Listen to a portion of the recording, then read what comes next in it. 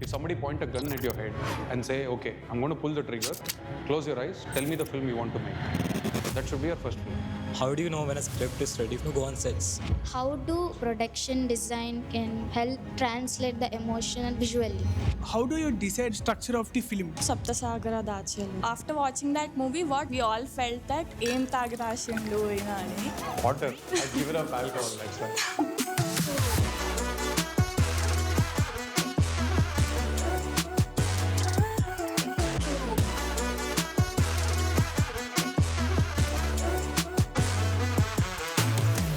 As a writer, you have a freedom there, but on the edit table, the movie will change completely. So, how challenging was that? I write whatever I want to shoot. I shoot only what I want to edit. I edit only what I've shot. So, Where do most of the filmmakers waste their money? shooting set is like opening a tap of water. Instead of water, it is money. I always compare storytelling, filmmaking to finding your way through a dense forest with a lot of wild animals that can bite and kill you. Actually, now I am working as an assistant director. As an assistant director, financially, I have somewhat struggles. Yeah, 100%. That is the job of assistant director. Every rupee I cannot ask from my parents. To become a director, how much of life I should keep on a stake? It's a very emotional question. I'll give you a very emotional answer. I know why you're asking that question because you're filled with fear. There is no easy answer. Being an aspiring director is a very, very ruthless thing. That first film not taking off, then not finding producers, it will make or break you. Sometimes people get it right in 1 year. I took 8 years. At some point, I could have given up. You have to fight for your dream. So the thing that you learn most is that how much of a fight you have in you. At one point, there is a switch that changes in your head. You know what? I'm going to jump. I don't care if I fall, if I die. I don't fucking care. Is it okay to... They now come and take video of the film that they're watching so that they can post it on Instagram. It boils my blood. I request all of you not to do that. So like what's it going to be in 666 Dream Theater? You have to watch. That teaser, it's like so new, like you're blending two different genres at this time. I can't confirm, but I like it. So that's what I'm doing. I'm doing all the genres that I like. It is all headaches for the media. I don't care. I like making cinema. I like enjoying cinema. So myself, Roshan, but the first thing I want to say is I'm actually very happy that I got a chance to see you here. And the question is, before we start about the whole film structure or the edit or the sound design, like, what do you think a film should do to the audience? Like, before you begin a film, are you chasing the character or the plot or an emotion, or like, what do you want to make the audience feel? Like, how do you decide, like, yeah, through this film, I want to make audience feel this, like, very strongly? The important question to ask is, what would I want to feel? You are a representative of the audience. You should not look at the audience as me and them. You are one among them. If you don't feel, the audience won't feel. So as a creator, as a writer, it's a good process to maintain when you when you don't get too burdened by, okay, I want the audience to feel this, I want the audience to... You have to trust your instincts of, okay, I am feeling this, I want to feel this in the story. This excites me. So, see, when a kid is drawing, the pinnacle of creativity is when kids are free by themselves in a environment that is safe. They express. To be able to create that way is the highest form of creativity. So, because you're not bothered about who is going to rate the painting, who is going to give it applause, is it going to win first prize? Be a kid who is enjoying the colors first. And then the audience will automatically start taking shape because you are representative of the audience. There's a very famous saying, music, when you're conducting music, you have to have your back to the audience. So that is the best way to show respect to them because you are showing respect to your work. I hope that answers the question. Yeah. Hi sir, this is Pranit. I have one moment with you. In 2023, I saw the Sapta Sagaralu Dhaati Ello side A with my friend after the release of 1 week.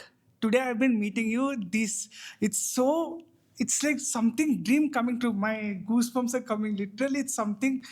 Still in a dreamlet. I can't believe that the director is in front of me. my mind is telling that it's real, it's real. It's so goosebumps.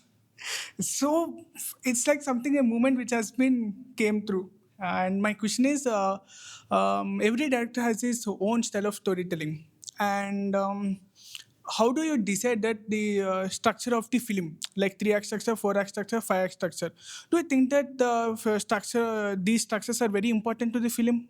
See, fundamental rules of writing is always a good way to learn storytelling in terms of, see, it's like when you go to a forest, I always compare storytelling, filmmaking to finding your way through a dense forest which with a lot of wild animals that can bite and kill you and a lot of perils. So when you are going for the first time, you are trying to take a path that nobody else has taken.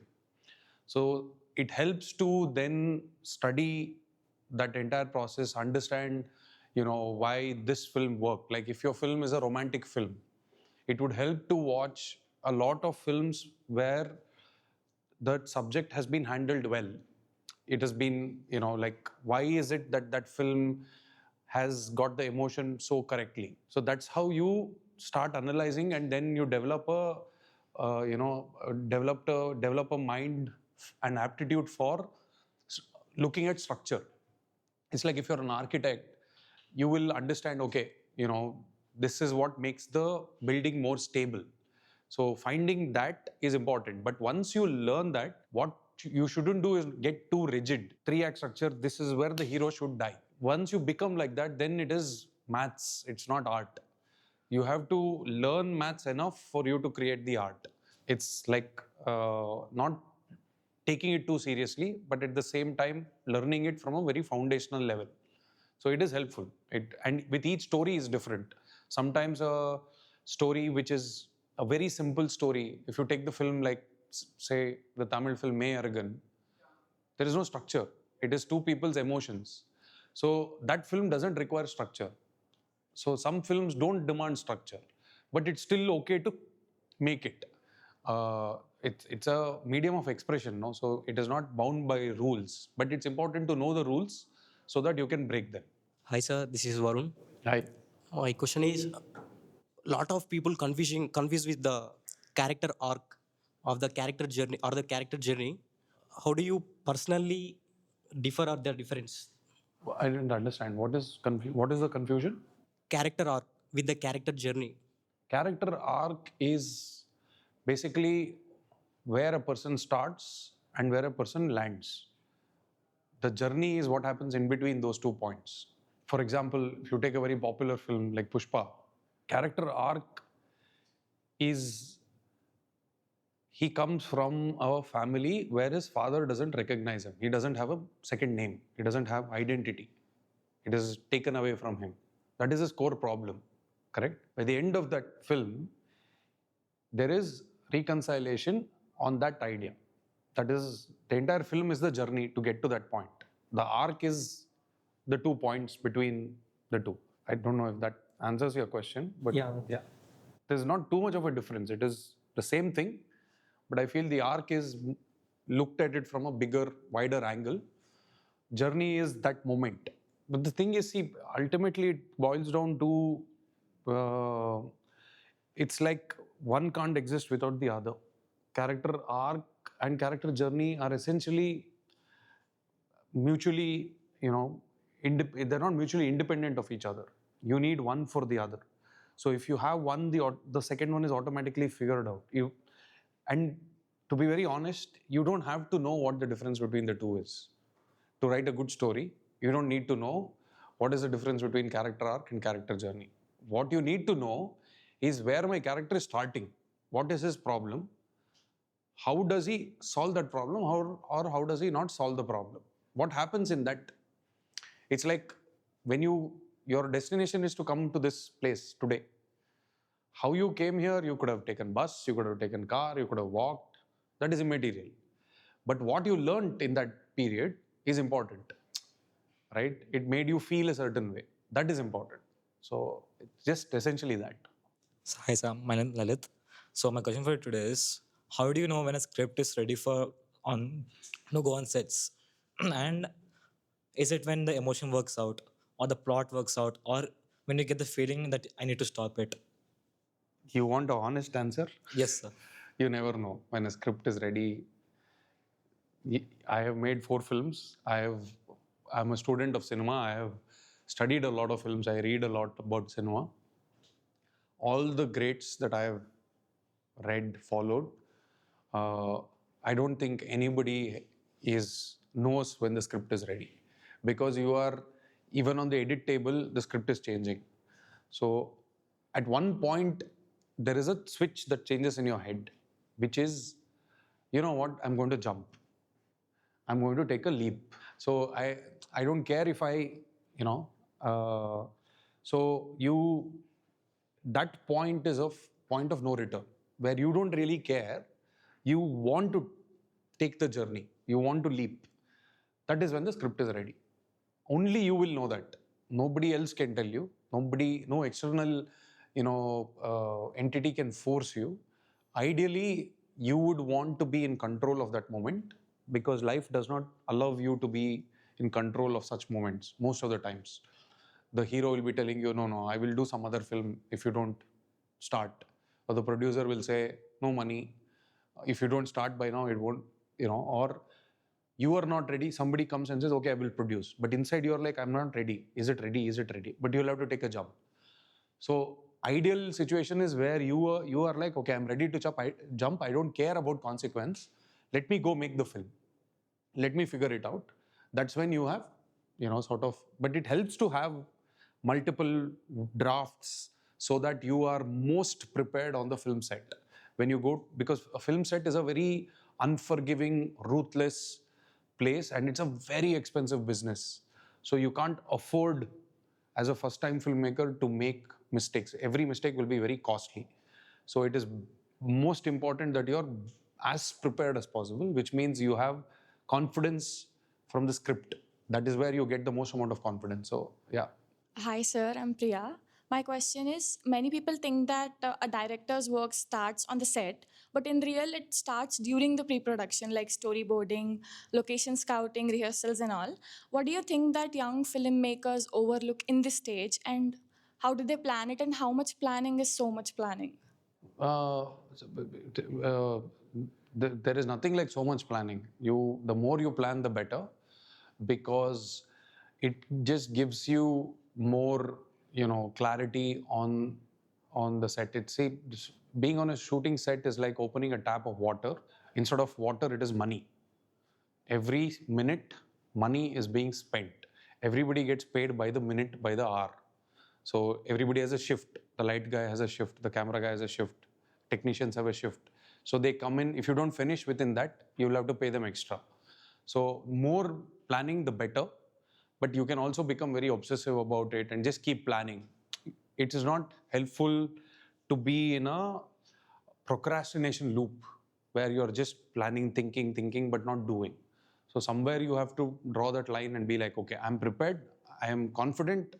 Now the only thing that is stopping me is actually going out and seeing if my preparation, it's like writing the exam. Only when you write the exam, you'll know if you've actually prepared for the exam. No, you can't sort of preempt it. So storyboarding and all of that is very integral. Your rehearsals, workshops, communication with other departments, making sure that everybody knows their job. So that really makes a huge difference. I have another question, sir. How much freedom should a director leave for creativity and the changes while shooting? You should, it's again, whatever I'm saying is my perspective, right? A filmmaker has to find their own perspective. I can only share my experience. It might not be the same for you when you direct a film. So, but you have to find your own individual voices. Like I said, it's like walking through a forest, but you have to find your path. But it helps to know other people and how they experienced that journey through the forest, right? So for me, I like allowing the film to come alive in front of me. So when I see a scene, for example, in Sapta Sagara, there is a scene that Manu inside B, between Manu and Surabhi, where he gives her money and says, "Can you sing a song for me?" Now, that scene, there was a scene after that scene which I didn't shoot, because I was like, what the actor did in that moment was so beautiful, was so, uh, I couldn't describe it in words. It was so amazing that the next scene was useless. It didn't make sense. So Surabhi's character sings and he goes into a trance where he thinks, like he feels like he's listening to Priya sing. And there's this expression on Rakshit's face which is fantastic. The the scene after that was he takes her to a auditorium and books the entire auditorium and basically tells her, you sing here. Now, there's no point of that scene now because we've already seen that impact and that expression on him in this scene. So I was like, no, I don't want to do that scene. So like that, you have to be open for the, it's like if you guys know pottery, when you're playing with clay, right? It is the thing about pottery, at least the way I understand it is alive in your hands. One little pressure changes the shape completely. So cinema is also like that. When you're making it's like a painting. When you're making the painting is also telling you something. What you create creates you also, right? So it will speak to you. It will tell you, no, this is somehow, don't shoot this. So sometimes I don't shoot it. So sometimes I'm like, I think one more scene is required or one more line is required. So it helps to be open. That comes with experience. More films you do, the more confident you grow. Hi, sir. I am Varun. I'm an actor, writer, and director also. I have been admiring your work, especially the writing and visual storytelling. Also, I like the way how you speak so confidently. Also, the positive mindset of yours. My question is, where do most of the filmmakers waste their money like production money? For example, when you have making this Godibanna Sadharana Maikattu, it was your first film.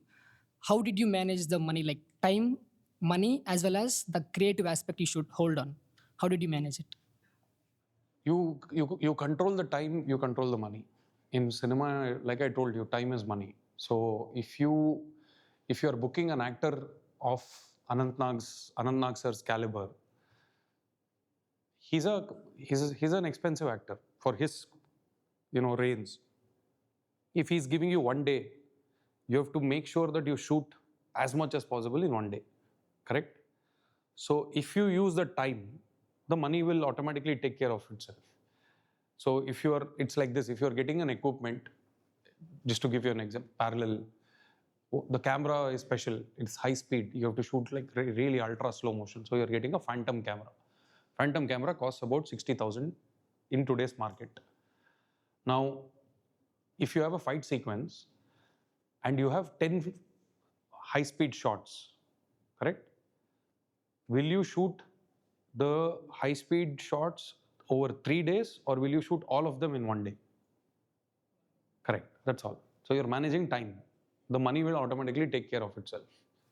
So, Where do you feel like current generation or new age filmmakers like wasting their money, like while writing? I don't think new age generation is a problem of excess. You guys have everything. You have time, I don't know about money, but you have a lot of time, you have a lot of information. The only thing that you guys are poor on is focus. Because none of you have the ability to keep your phone aside and be okay with boredom. It's important to be bored for a filmmaker, for a creator, to do nothing. You're constantly absorbing information, constantly.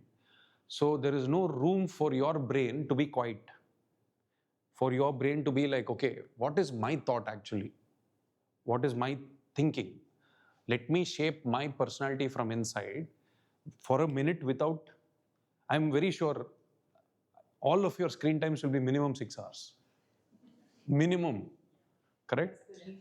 So if it is 6 hours of screen time, so it's another 6 hours of sleep, 12 hours, eating all the other bullshit that youngsters do, another 6 hours, 18 hours gone. You have only 6 hours. In that you have to spend time with family. You have barely any time left. So that focus is the most costliest thing that the current generation is missing out on. So I feel if you are able to find focus somehow, you will really have a big differential on your competitors.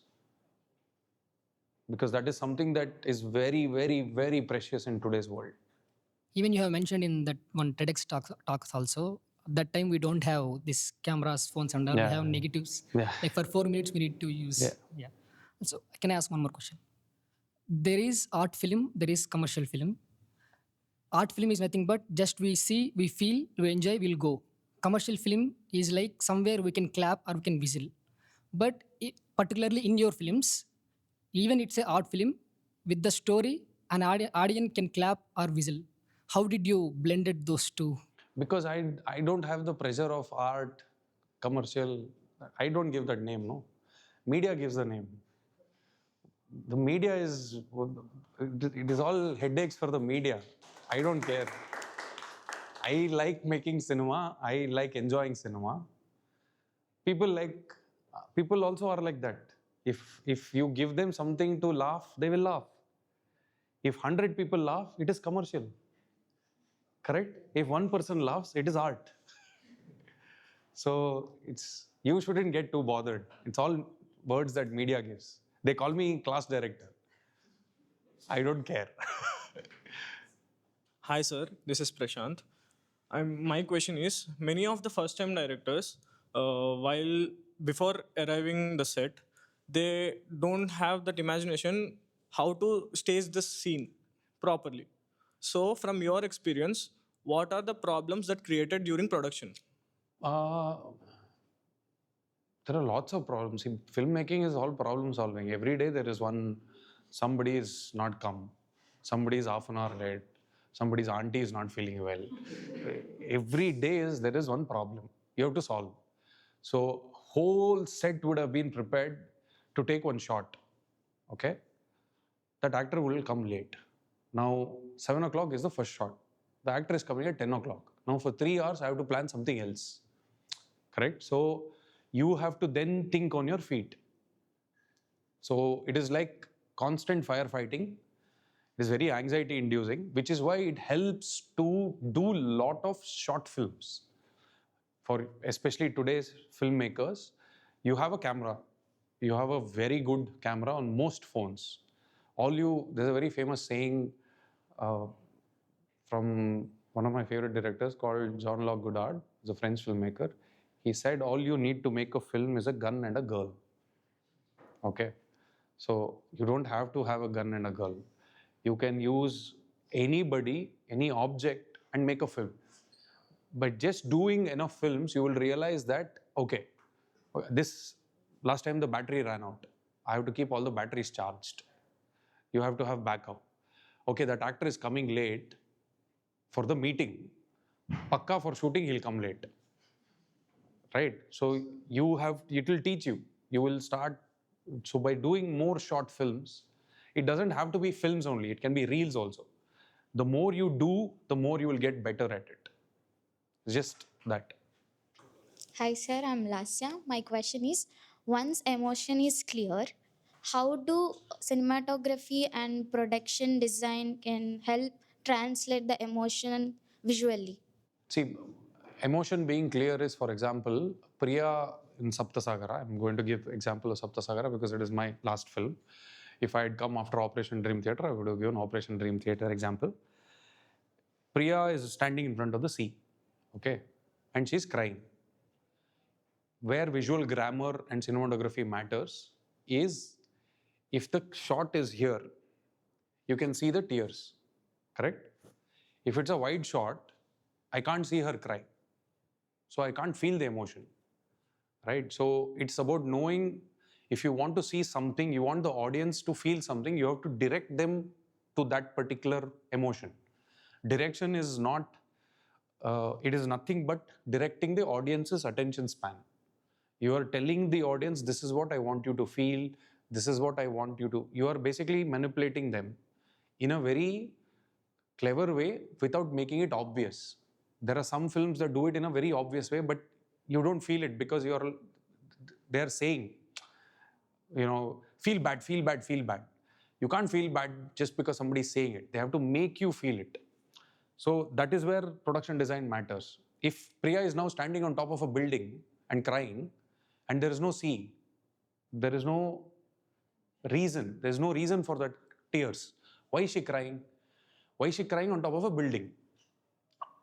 But in front of the sea, if the story is about their house that they couldn't have, and she's standing in front of the sea, now the sea has a meaning. That entire frame has a meaning. It becomes alive. So when you find the emotion, you have to find the right visual language to communicate that emotion to the audience. Lots of times what I have noticed is there will be very good emotion, actor will be crying, actor will be emoting, actor will be happy, but actor will be very scared. But as an audience, when I look at only his performance or her performance, I'm like, so that is so good. But the frame will be very loose, or the frame will not be communicating the story along with the actor. So you have to provide the right tools for the actor's performance to stand out. Your fundamental job as a director is to use all the other tools of cinema to capture the actor's performance. Hi, sir. My name is Ritesh. I've seen great work, sir. I like your movies. And I've actually worked as an assistant director for Decoit recently for 2 years. So, sir, my question is, how challenging was it for you as a director and also as one of the editors of your last Sapta Sagara? Because, as a writer, you have a freedom there, but on the edit table, the movie will change completely. So, how challenging was that? No, I have a unique advantage of being writer, director, and editor. So I write, direct, and edit. I write whatever I want to shoot. I shoot only what I want to edit. I edit only what I've shot. So I don't suffer that way, because I see the film in a particular way, and then I go and try and execute it. So all the money, energy, resources is going specifically to get that. So of course I take a few shots here and there that are slightly like let it be as an option, but I don't shoot a scene from that angle, this angle, this angle, this angle. I don't shoot like that, because I am deciding on the edit table what I will do, how my film will look. That is very safe and lazy. I don't subscribe to that filmmaking. A lot of filmmakers do, but I don't like it. Like for Sapta, for example, side A, side B, if you look at deleted scenes, side A deleted scene is about 1.5 minutes. Side B deleted scene is about 1 minute. That shows. That is exactly extra. Everything else is in the film.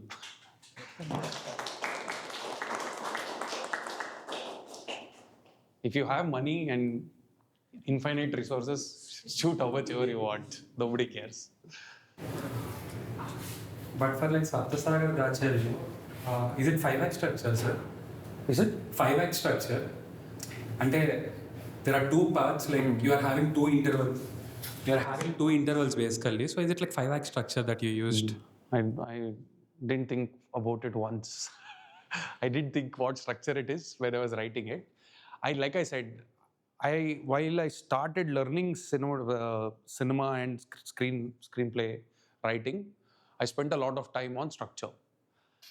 But after a certain point, I was like, okay, I have to find my own.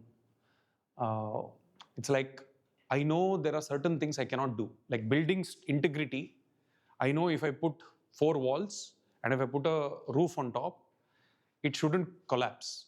That is structure. That is all. Now I can build a triangle, I can build a rhombus, I can build, it is free. So I don't write and then look at it from a structure perspective. I just write. So maybe if I were to sit and reanalyze it, it would probably be 2 3-act structures or 2 or 1 5-act structure. But the thing is about structure, right? You can take any film, literally any film.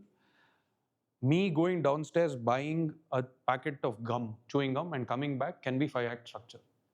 Can be 3-act structure, can be Save the Cat, can be anything. That is just a tool. It is not the, it is not the mantra for screenplay writing. And I think like right now, 666 is also having like dual narrative stories running with two different characters that most happens in all your films. Like for suppose your first film story is of Rakshit Shetty and Vasishta, and in second film Kavalar, it's about the traffic police and Kumar, the journalist.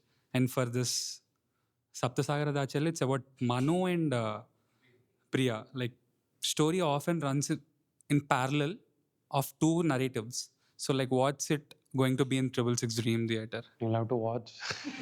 No, and like tell. because from the teaser, it's like you're having this something related to films, editing table. At the same time, something running like the OG CID, 999 CID and all. It's so new. Like you're blending two different genres at this time. It is true, but the whole purpose of the teaser is to tease. So I don't want to give away too much, but you're right in the sense that it is it is trying to blend multiple genres into one. So like what all genres can we expect? What? All genres can we expect apart from Everything. thriller? Everything. In Indian cinema is like, that mixture packet? Indian cinema is like mixture packet. You have kishmish, you have chili, you have everything in it. So that is what I've grown up on. So this will have everything. This will have dance, drama, action, emotion, everything. Because for a certain amount of time, it's like it's in 90s, 80s. And for a certain amount of time, it's in 2000s, early 2000s and mid 2010s. Like I was so confused while watching the teaser. Because that films and all, they were end by 2000, I guess, early 2000s. And then the ending of Priyanka Mohanan, she was wearing this AirPod. That's like, that started in 2016, that era. So I was so confused, like what's happening? See, hopefully you don't feel confused after watching the film. I won't be. I will have to attend a couple of master classes if that is what has happened. But no, I mean it's always important to be a student of the medium because you're always learning.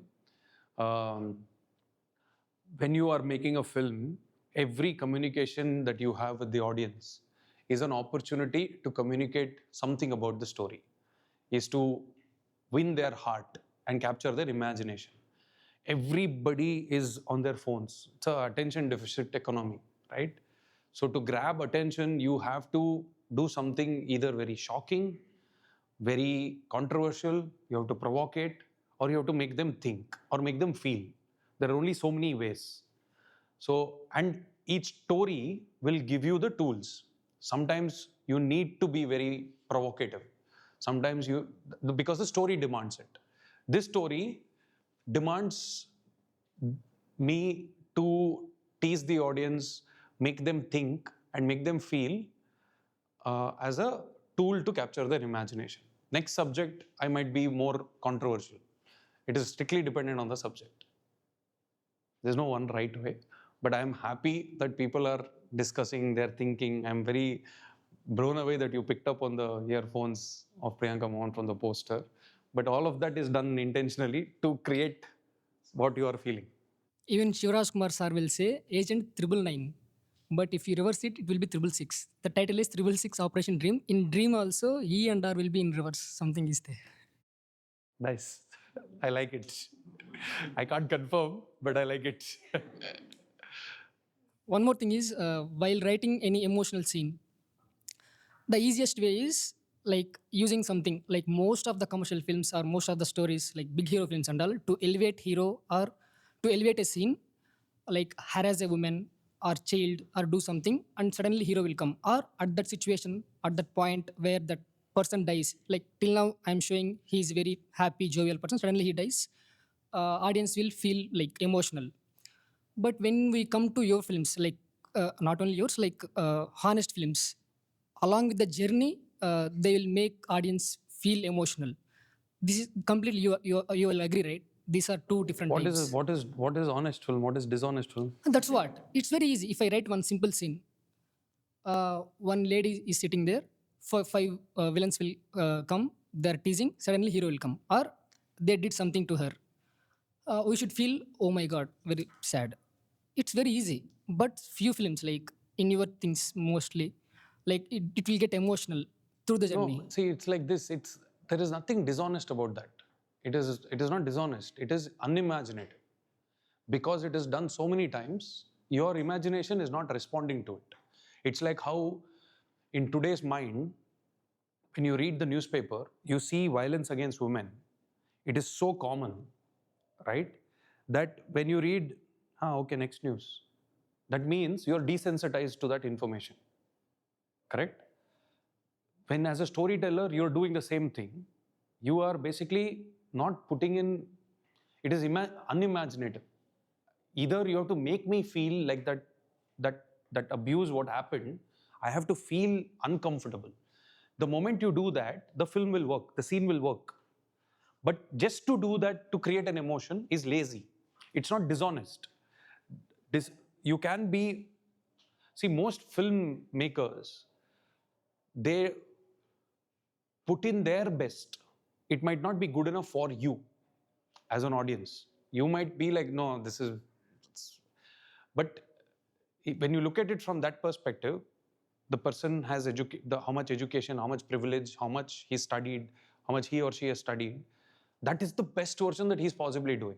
There are a lot of dishonest filmmakers. I'm not talking about that. But I'm saying when you look at it, you should always try and focus more on what kind of storytelling you want to do, rather than what is this kind of storytelling that they are doing, I want to prove them wrong. You get what I mean? Like for me, I never think about how do they invoke emotion. They did it so easily. That's wrong. Now, when you have a strong opinion like that, every time you write, you're also looking at your material with the same critical analysis, correct? Hey, this is happening. So it will stop you from writing because you are becoming so critical. You're sitting in judgment of somebody else. Forget them. They wrote their scene. You didn't like it. You're an audience member. You're not a filmmaker. Reject it. As a storyteller, when you sit down to write, you write your scene. You be free. Even a scene, if your story actually demands a situation where somebody is getting hurt and the hero has to come. Now, because you have this set notion that is lazy, you will not write the scene. That is not good, because you are letting your opinion of how other people are not doing their job well affect the way you do your job. That's not ideal. There's no industry access and no money, only a phone and a support of friends. What should they start doing from tomorrow? Story. Write a story first. You don't need anything else. You need a story. You have friends, you have camera. That's all. You're one of your most amazing filmmakers who did Care of Kanchanapuram. His film is out. His first film didn't have actors, no? They're all real people. What a beautiful, beautiful film. You just need story. You just need to have enough grace to go and make a film. That's all. And one more, sir. What is one habit that aspiring directors should build? Should build awareness. Awareness of yourself, awareness of others, because a director deals with empathy and perception of people. One situation from the perspective of 10 different people. If you are able to see a situation from 10 different people. Now, if you look at, for example, you take the case of capital punishment. Somebody is going to get killed because he made some mistake, right? Now, this scene can be from the perspective of the victim's father, okay? Can be from the perspective of the arresting officer, correct? Can be from the perspective of the hangman, right? Now, can be from the perspective of the person who is dying. Everybody's emotion, you need to know why that person is in that frame, why are they feeling that? Because the hangman is just doing his job. For him, it is like going to work and coming home. His job happens to be killing people. It is not his, he's not enjoying it, right? Now, the person who is making the mistake, he probably repents his mistake. So, as a director, you need to know how something looks from different point of views. So, awareness is very important. Awareness of your own self and awareness of others. Hi, sir. I'm Manaswini. Actually, audience will often notice visuals, but they overlook sound. Sorry? Audience? Audience notice You're visuals. talking about sound, I missed your sound. They often overlook a sound. I mean, how sound design affects a scene or control the emotion of a scene, the Sound- silence and all. Sound is very transient now. It is not something that has a memory. Only when you hear it, it's like when I ask you to close your eyes and I ask you to remember your favorite person's laughter. Now a memory is triggered, but you can't hear the sound. It's a memory of the sound, correct? Sound is what makes cinema beautiful. It's not the visual. As an experiment, you go watch a film with complete noise cancellation phones, most spectacular visuals. Go to IMAX or any PXL, one of those big screens. You will not feel anything. It is the sound that actually takes you into that visual. And it's a hugely powerful tool because in a loud environment, if you hear one baby crying, right, just that silence around that moment creates an emotion, because we are very instinctive creatures. Human beings are very instinctive. We have only five senses, five, six senses. Sound and sight are the most important in that sense. Cinema uses both. So if you know how to use both, you can really capture the audience from doing this. Hopefully. Even after doing that, they now come and take video of the film that they're watching so that they can post it on Instagram. It boils my blood, but that is what young generation do, so I just have to accept it. I request all of you not to do that.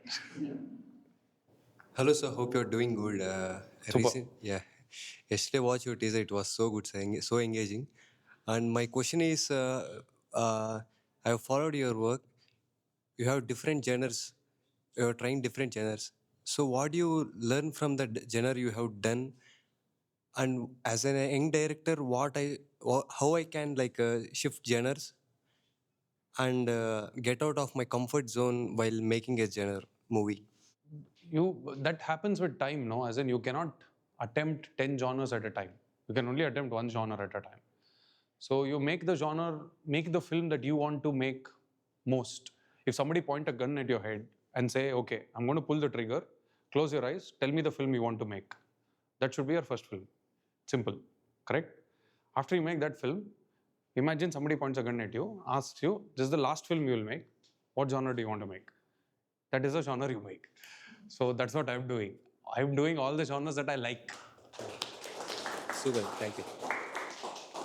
But when everyone says genre, I think though the genres change, the crux of the story is always the same. Yeah. The human emotion. Correct. And every film had one common emotion of yours: guilty. Every character is guilty of what they are doing. I think you get it. Like, for example, I'll explain it with the films. In Godivana, Shiva is guilty that the last, he gets out of the cab, he just hugs his father, he never looks at him, he moves. He's guilty that he's not able to look at his father again since he's missing.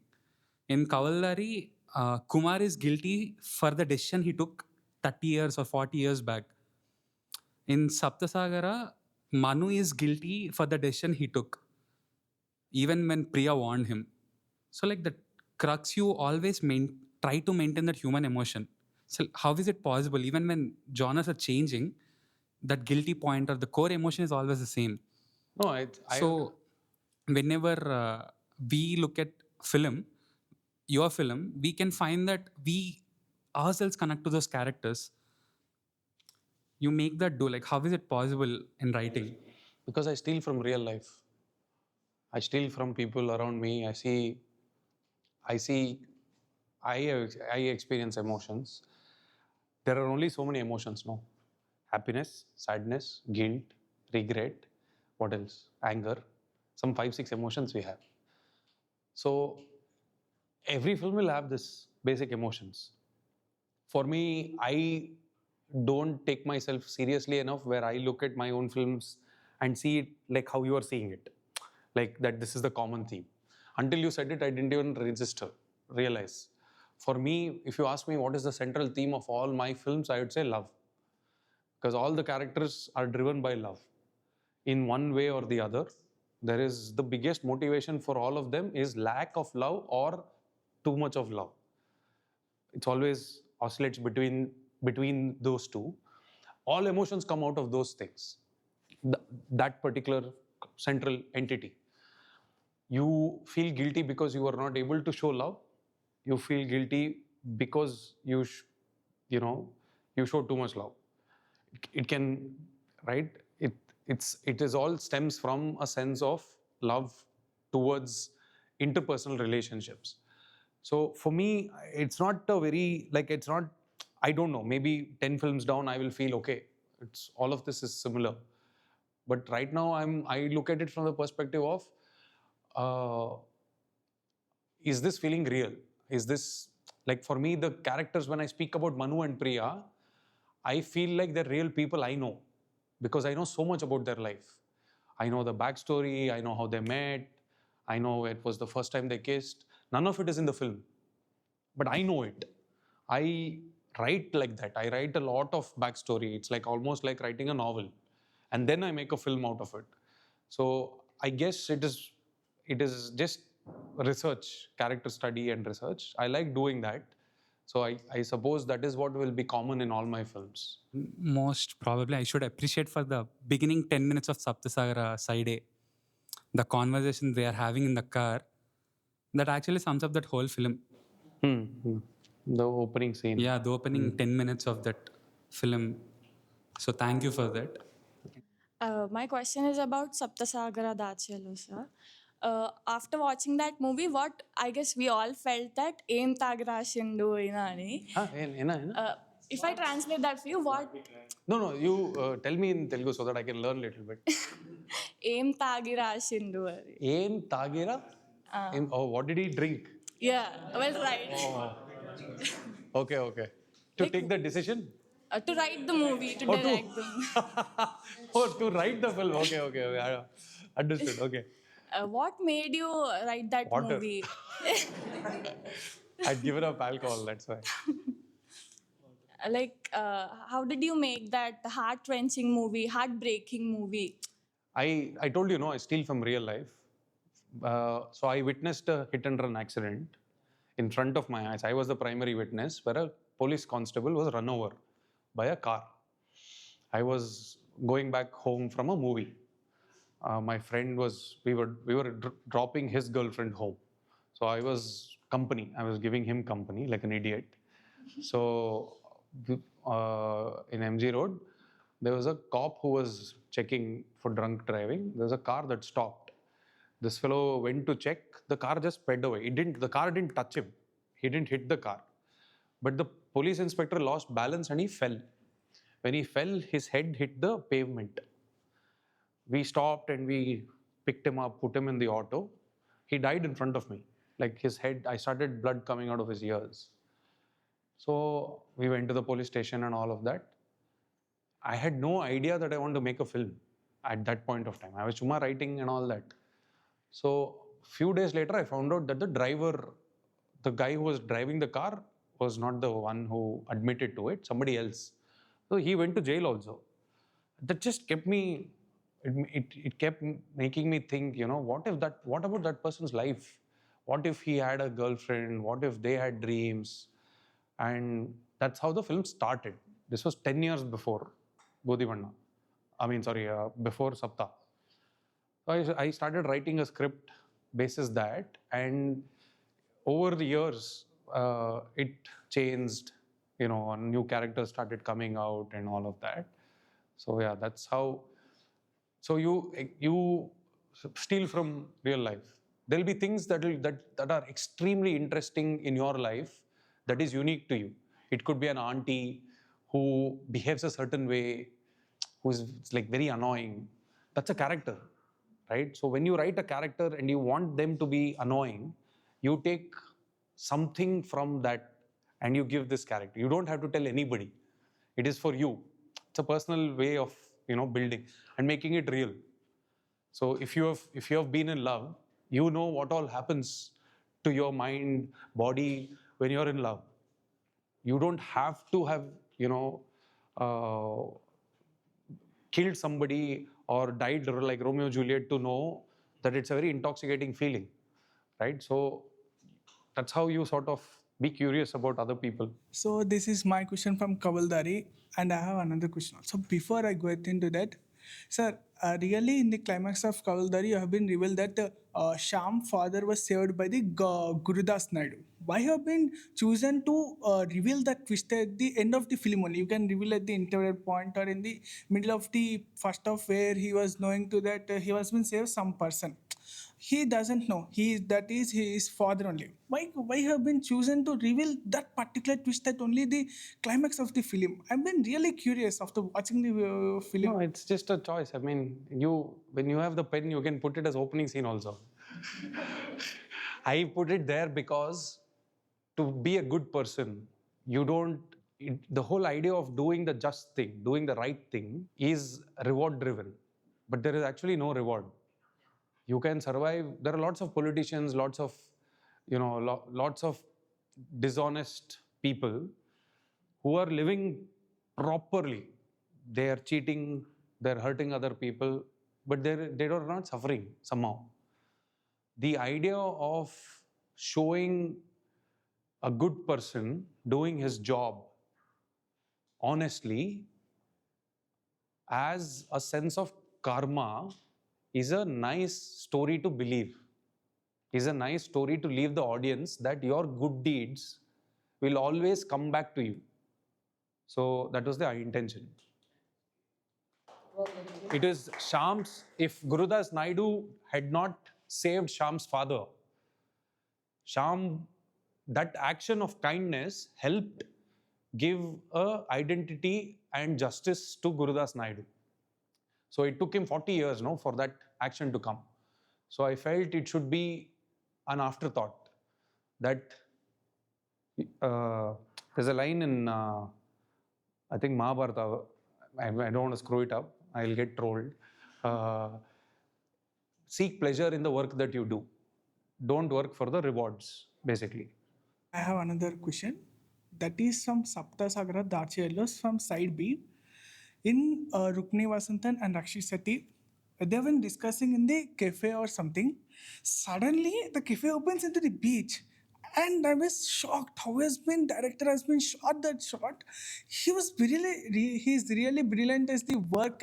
I know he has been really brilliant at the work and this direction. But when I saw this scene in the OTT, I've been sorry for mentioning. I've been not saw in theater due to uncircumstances things.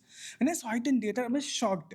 And but the one thing I've been really got that how did you manage the cinematography and edit without any cut? You have to show the shot, continuous shot. It will break into the, it will break and it will get into the beach where Rakshi Shetty goes there and he stands. And that's the scene where I doesn't know how to cut and how to place that scene. How you have been done, sir? No, that is, see, that's the beauty of you. Cinema is not just my job, no. It is art director's job, cinematographer's job, VFX job, actor's job. All of us come together to make a film. So the set that Ullas built, uh, it there are 4 people on this side, 4 people on this side. They pull. So the wall opens manually into the sea. So we shot half the scene in a real location, half the scene in the beach, where we built a set next to the beach and we physically opened the wall. So, yeah, so when you have a team that is as crazy as you are, all of this will happen automatically. But the edit, how did you edit without? There will be some things we can't tell in the. Yeah. But in the edit table, we have to see there is some minor things which should be cut. No, VFX. Oh, totally. All the background walls, we blended the two to make sure that it was very minimal VFX work. But Okay. the art of good VFX is to not show that there is VFX. Yeah. Yeah. So So is there Sapta any... has extraordinary amount of VFX. Oh, I have to rewatch again today. So one thing, is there any cut in that, or it is a continuous shot? No, there is no cut. It opens fully and she walks. We built a platform also. There's no cut. Yeah. As an actor, I was too desperate. I am too desperate. Because of that desperation, I like had to face some problems also. And you also mentioned in the TEDx talk you have planned one movie called Love Churmuri just to open the door, to enter the door.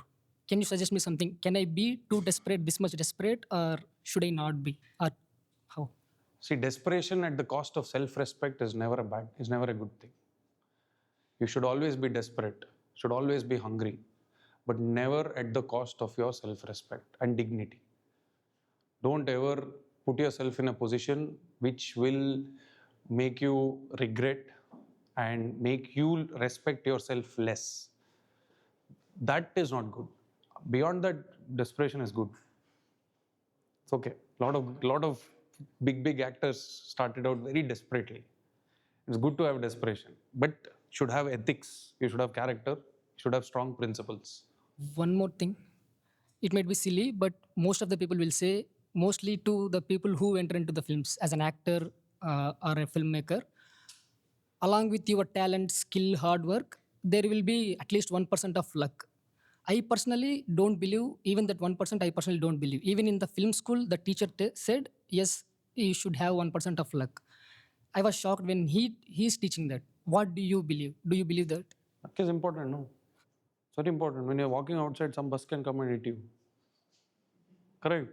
You have to be lucky to be alive, no? Especially in India. Correct. Luck is very important, boss. But luck alone, that 1%, 10%, 99% luck, no. You can have 99% luck. 1% effort is not there, you're screwed. Effort is what makes luck valuable. If you don't put effort, luck is meaningless. In your own filmography, was that one emotion which you want to just leave it to the audience? Many times I leave it to the audience. I don't like explaining everything to the audience. I trust my audience. I think they're more intelligent than me. So many times, like for example, many people message me and ask, did Manu and Priya really meet? Okay. Some of you might also have that question. I don't want to answer that question because it is your film, no, now. It is not my film. So lots of times I don't like explaining because I'm like, what is the fun? It's like, I have to set a boundary. I told you, right? You're directing the audience's mind. You have to be in control of it. But you have to put an outer boundary. Inside it, you can leave them. Let them experience it, is what my philosophy is. There's no one way. Other people do it differently. No harm. Sir, was it one genre you can always write? Me? Yeah. Thrillers. Thrillers. Neon noir. I like the Alfred Hitchcock noir, film noir space a lot. That is my go-to space because I love that genre a lot. So yeah. And what's one genre you can experiment, which is out of your comfort zone, maybe? Horror.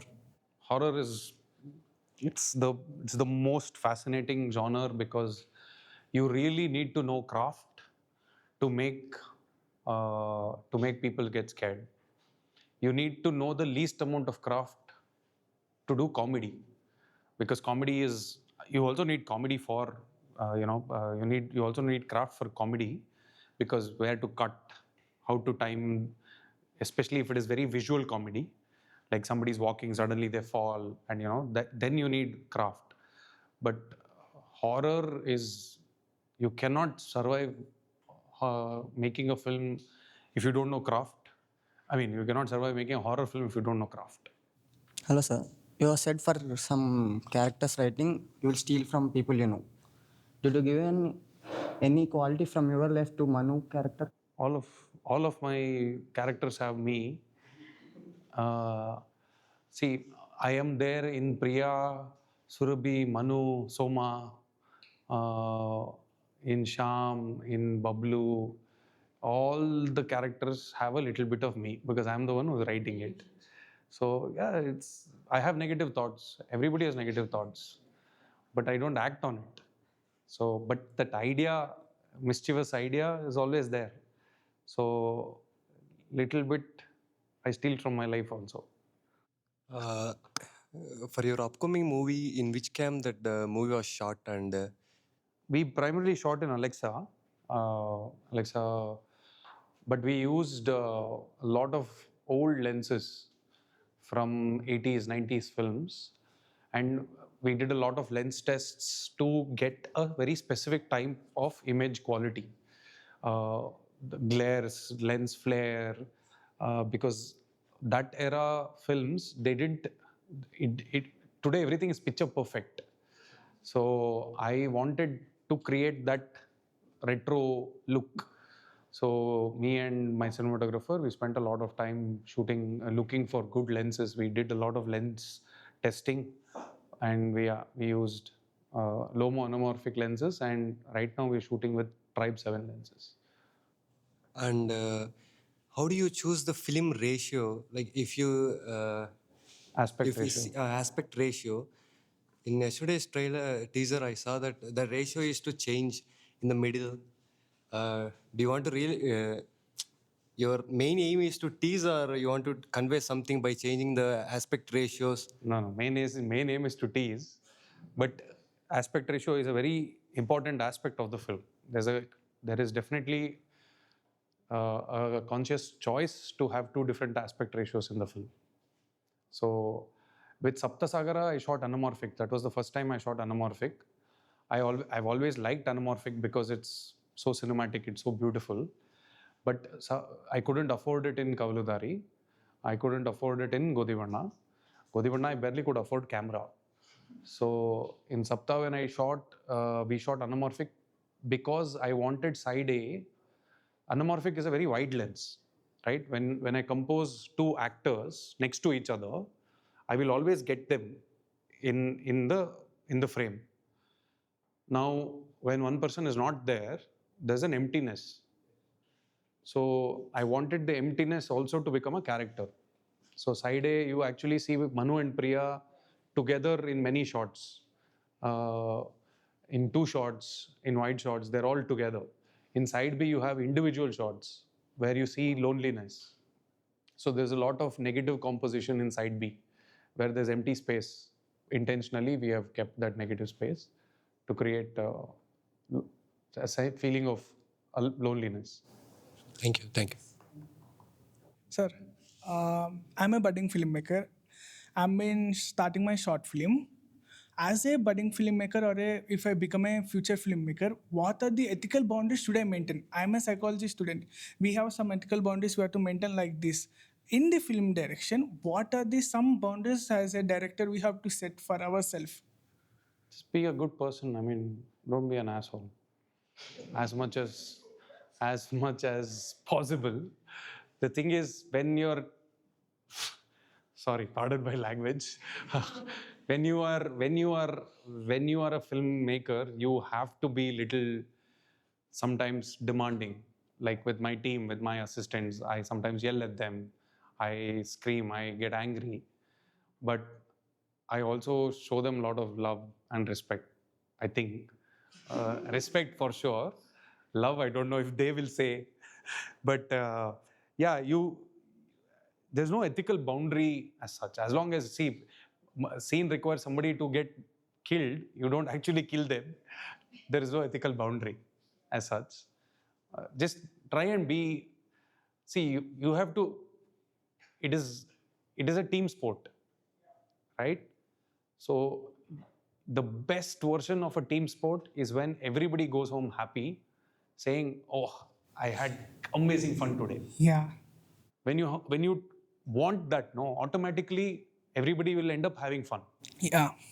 So sometimes when they are not fighting for the project, for fighting for your vision, you have to be a little strict and demanding. But you should also not make sure that your ego, because director, everybody does what a director wants. There was one incident when I was shooting in Bangalore. One of those incidents where something is not working. I'm fully fried.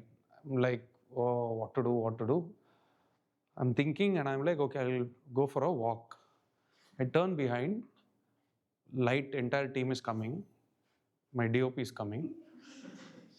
And they're all following me because they think I'm going to tell them what to do and I'm going to take a leak.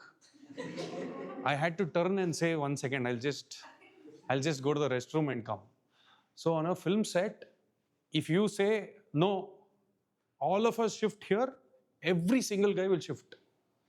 So you are the captain, right? So doesn't mean that you are like, okay, you go opening today, you are last batsman, you are bowler. So you can't take that power too seriously. You have to know how to value your team. You have to know how to get the best out of them. You have to know how to inspire them, how to sometimes be critical of them. Yeah. So it's man management. You have to be you have to try and do a good job every day. That is very, and a good captain always puts the team above himself. So as long as you approach it that way, people will like working for you.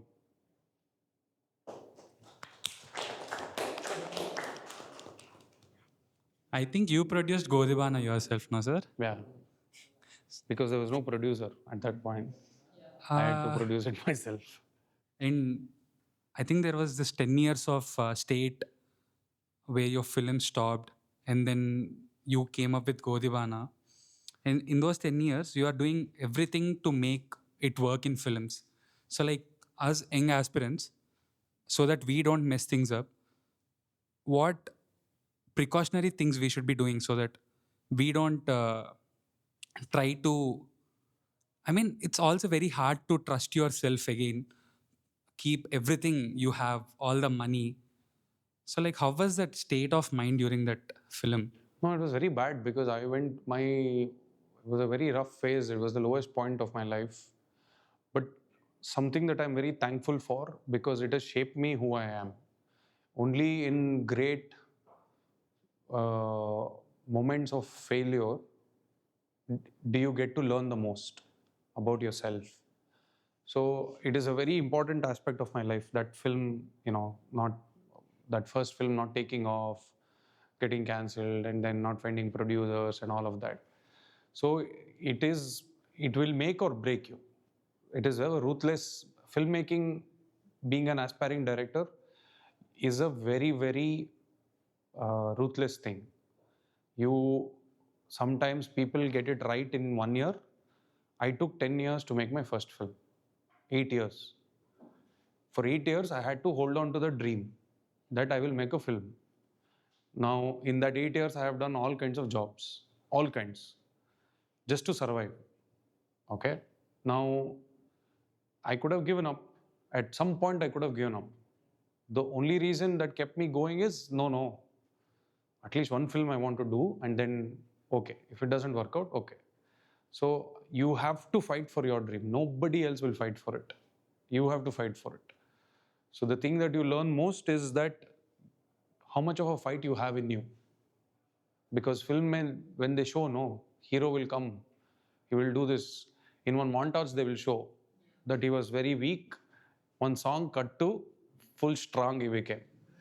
That full strong becoming is a very, very, very difficult process. You have to be ready to go through it. Not everybody can also make it, which is perfectly fine, but at least you have tried. You'll have that satisfaction. And did you try to make that film again, like bring that script back to life? Which one? Love Churmuri? The first one. No.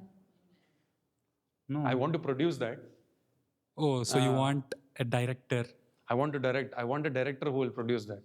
Can you give these guys a task, sir? Like, they need to make a demo film. They would be posting it on their Instagram, and they'll tag you. You just need to see the beautiful film. Like, no, I'm always looking for directors to produce films. So yeah, if you find, if please send me short films. I always love watching short films. Only problem is I take a lot of time to check my emails, but I always do. I always check at some point of time. The latest I have replied to an email is 2 years. Hi, I just sorry I missed your email. I was little busy, but I saw your film. I really liked it. So 2 years later also I've replied. I will reply, but yeah. So for all our aspiring directors and writers, your email ID, like in Hemanth Rao on 11 camera, at gmail.com. well, like they're all noting. Hemanth Rao 11 at gmail.com. Hi, sir. So, which plays the biggest role in emotions? Music, editing, or No, all of them. All of them. His question was which plays most important role, music, Yeah. editing, or Writing. writing? Like sometimes on paper it will be extraordinary, but while executions it goes wrong See, in it's many like movies. this when you eat your favorite dish, no? Yeah. It could be biryani. I'm assuming it is. Okay. In that biryani, there'll be that little one lavangam. That also is important. If that is not there, no, you won't get that full ruchi. Correct? Everything needs to come together for you to enjoy the meal. So yeah, perfect harmony is when the meal is perfect. If there is too much lavangam, it will not be nice. It has to be there. Only 4 pieces has to be there. 4 pieces has to be there. So harmony of all departments is the best way to. When I come out of the film, I'm like, oh, music was superb, story was weak. That means the film has not worked. A good film should evoke all emotions. What are the qualities or abilities a filmmaker or an actor should have apart from the skill? Because in current generation, 100% skill is also not enough. Perseverance. I told you, no, you have to, if you have to fight for 8 years, you have to be ready to be patient and be ready not to give up. Okay. That is a very important, especially for today's generation. I feel they give up easily. So, and patience. You guys have zero patience. I'm shocked none of you are already like not looking at reels. Actually, one No, more but thing. I mean, I'm not trying to diss on you guys, but I'm 42, 43 now. When I see young people, when I talk to young people, I'm constantly in awe of how sure of themselves they are. It took me 10 years for me to be sure and confident of myself. It is a beautiful sight to see young people confident, and being sure. You're all what? Average age is 24, 25, I'm guessing? 21. 21, I didn't know what I wanted to do in life. I was waking up and I was like, what I'm doing in life? You guys are like, that is the beauty of this generation. So, like I said, you have everything. Focus is the only thing. Because two scenarios I'll explain you. Recently, when I was attending some auditions, even though you are a very good actor, you have very good skill, who is having Instagram followers, they are choosing like that. At this kind of situation, like, do we need to have a PR? Or if you are a filmmaker, apart from your skill, apart from technicalities, you should have some skill how to manage producers, how to get the produce, these Everything. You kind have of to do things. everything. You have to be hard to ignore. What Charan said, no, you have to be cockroach. You have to disrupt. You have to find a way. You have to fight. You have to find how I am going to survive. Nothing can destroy you, correct? So again, but not at the cost of hurting somebody else, not at the cost of your own dignity and self-respect. You have to make the best case for yourself. Somebody else has what? Instagram followers. Everybody can get Instagram followers, boss. It's not very hard. That also requires work, right? So you dedicate some amount of time to building Instagram followers. You also do reels, right? I'm not saying that is the right answer, but I'm saying you have to become hard to ignore. Somebody should look at your performance and be like, oh, I want to work with him. Get so good at your job that they are better off, having you on board than the other way around. If your work is bringing meaning to other people, you will always be sought after. Also, one more thing that like every time it annoys me, like our team or something, whenever we do some short films, at starting stage they say, yeah, good attempt, but later they start pointing, everything is good, but this you should change. In next film, if you cover that, everything is super amazing, but still this 99% is good, but this 1%, when you heard this, like when you love your film so much and you know that you crossed your boundaries and you kept your 100%, still someone will say something like that shirt is not folded much, that color is not good. I can't even like not even me we can't digest that. You Like have to learn to. it's so much hurting. How No, do you you have to. That is the thing about when you make films for popular people. You know how many people abuse me and say, all of you said your filmography we really like. All of you said that. No, exactly same number of people will say the exact opposite. Right? It is okay because that is their opinion. They have spent money and time to watch your work. They are they have every right to criticize it. How much that criticism affects you is in your control. Correct? You cannot be like, how can you feel that way? You cannot control that. Some people will look at your work and be like, it's very boring, very overrated. Okay, that's your feeling.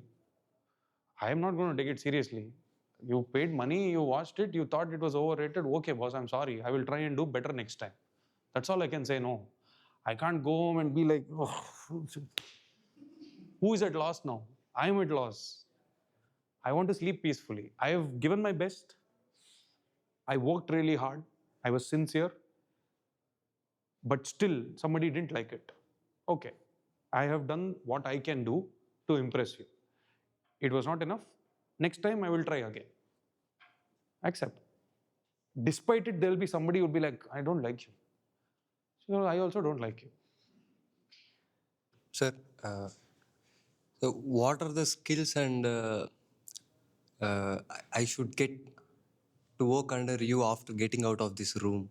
Don't spend time working under me. Make your film. By making your film, you will get the skill that is required to assist, to direct on your own. You don't need the biggest asset that a filmmaker needs is self-reliance. So you have to be self-reliant and learn the craft, learn the skill, make films. That's the best way. Write to me. If there's any opening, I'll see. Yeah. Actually, now I'm working as an assistant director, but as an assistant director, actually, financially, I have somewhat struggles.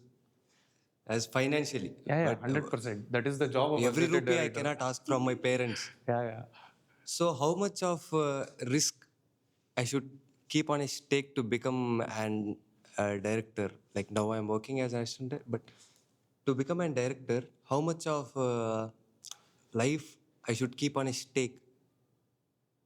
See,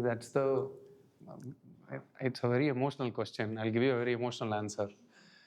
It is a very personal question. Only you can answer that question. I know why you're asking that question because you're filled with fear. Yes, definitely. Correct? Definitely. I have had that fear also, my friend. I can tell you there is no easy answer.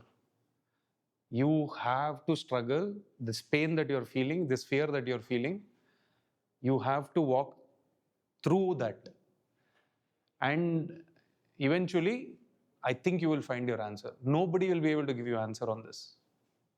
How much of your life you should give to cinema? Who owns your life? Maybe my family members want to see me at a stage. No, but who owns your life? You own your life. I own my life. You decide how much of life you want to give to cinema. I'm devoted from 5th class onwards. That's it. It'll happen. Just keep at it. Thank you. Super. We have one last rapid, like 60 seconds. Okay. Most used word on set. Fuck. Favorite excuse when shoot gets delayed. I can't give excuse now. I'm the captain of the ship. One film you wish you could watch again for the first time. Cinema parody, sir. One word that should never be in a screenplay. One word? That should never be in a screenplay. Nothing like that. All words are welcome on a screenplay. One thing actors do that secretly annoys directors. Mm, worry too much about how they look. Maybe. I don't know. Nothing annoys you on set, sir. No, I get annoyed a lot. But actors, it's a difficult job. So I don't get annoyed by actors that much. Most underrated thing in filmmaking.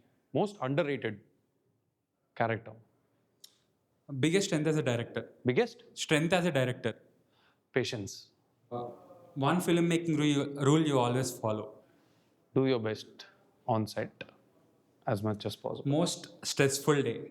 First day of the shoot or last day of edit? No. Most stressful is shooting mostly. First day of shoot. Shooting, generally, any day of shooting. No first day, last day, 50th day, 45th day, patchwork. Every day is stressful. If your filmmaking journey was a movie title, what would it be? I don't know. I don't know. I'm drawing a blank. 24 frames. What is more dangerous, ego or insecurity? What is? More dangerous, ego or insecurity? Ego fueled by insecurity. And last, a superpower that every filmmaker needs. Perseverance. Thank you, sir. That's it for the day. Thank you. It was really nice. Thank you, sir, for the time. Thank you. Guys had fun?